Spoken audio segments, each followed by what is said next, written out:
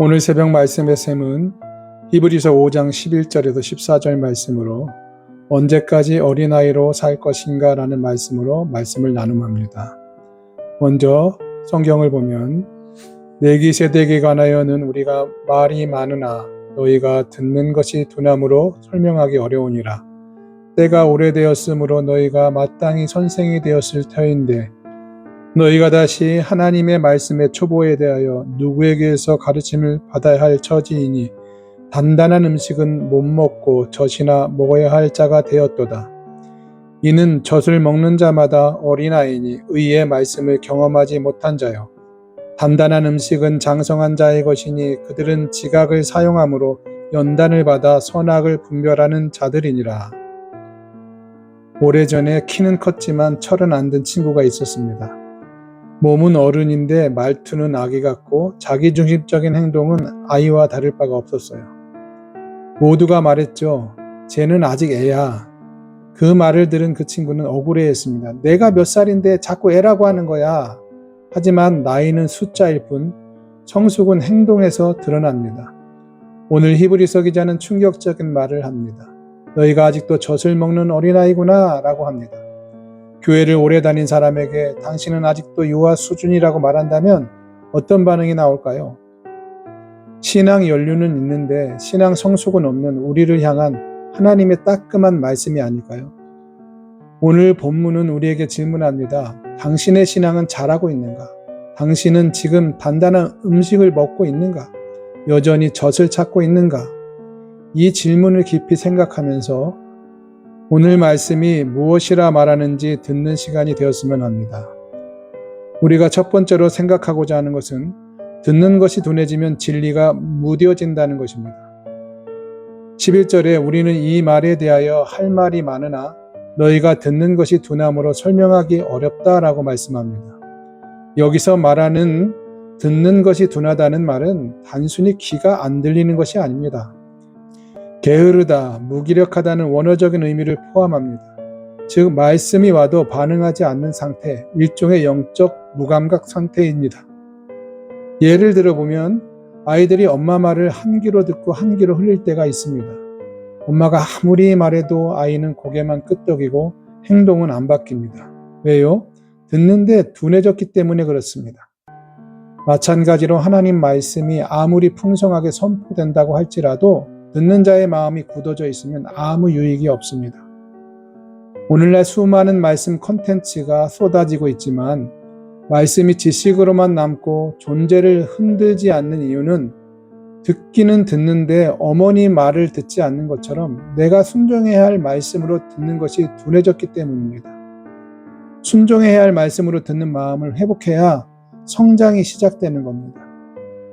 말씀이 안 들린다는 사실 자체가 문제라는 걸 자각하는 그것이 회복의 첫걸음입니다. 우리가 두 번째로 생각해 볼 것은 신앙은 시간이 아니라 분별력으로 자란다는 것입니다. 12절에 보면 때가 오래되었으므로 너희가 마땅히 선생이 되었을 터인데 너희가 다시 하나님의 말씀의 초보에 대하여 누구에게 가르침을 받아야 할 처지이니 단단한 음식은 못 먹고 젖이나 먹어야 할 자가 되었도다라고 말씀합니다. 여기서 히브리서 기자는 냉정하게 말합니다. 너희는 신앙 연수가 무색한 자들이다라고 말하죠. 10년 신자라는 말이 성숙의 증거가 되지 못한다는 것입니다. 다시 말해 버틴 걸 잘한 거라 착각하지 말라는 겁니다. 예배당에 오래 앉아 있다고 해서 그 자리가 성숙의 자리는 아닙니다. 여전히 다른 사람이 말씀을 씹어주고 기도의 제목을 정리해주고 상황을 결정해 주어야 한다면 우리는 아직 영적 어린아이입니다. 성숙한 신앙인은 어떤 사람입니까? 자기 스스로 말씀을 먹을 줄 아는 사람입니다. 말씀을 듣고 삶에 가져가서 고민하고 기도하고 실천하는 사람입니다. 그런 사람은 더 이상 젖이 아니라 단단한 음식을 먹을 준비가 된 자입니다. 세 번째로 단단한 음식은 연단 속에서만 소화가 됩니다. 13절 이하에 보면 젖을 먹는 자마다 어린아이니 라고 말씀하면서 단단한 음식은 장성한 자의 것이니 그들은 지각을 사용함으로 연단을 받아 선악을 분별하는 자들이니라 라고 말씀합니다. 단단한 음식이란 무엇입니까? 지식이 아닙니다. 삶 속에서 말씀을 붙들고 살아낸 경험입니다. 말씀이 나를 흔들고 부서뜨리고 낮추고 다시 세우는 과정 속에서 그 말씀은 내 속에 진짜 영적 영양분이 되는 겁니다. 단단한 음식을 먹는 사람은 삶에서 선택을 고민합니다. 이 선택이 하나님의 뜻인가? 지금 내가 하는 말과 행동이 복음에 합당한가? 이런 고민을 하는 사람은 연단된 사람입니다. 그런 고민 속에서 하나님의 사람으로 자라갑니다.